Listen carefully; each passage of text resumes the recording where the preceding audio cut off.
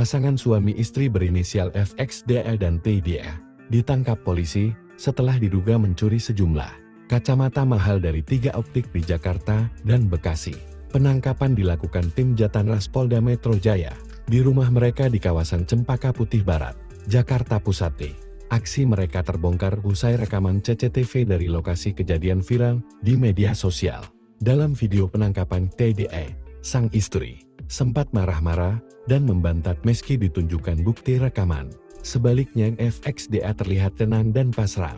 Keduanya diduga telah beraksi di mal kawasan Kelapa Gading, Kebayoran Baru, dan Bekasi. Modusnya, mereka berdandan rapi dan berpura-pura jadi pembeli. Saat FXDA mengalihkan perhatian pegawai, TDA mengambil kacamata dan menyembunyikannya.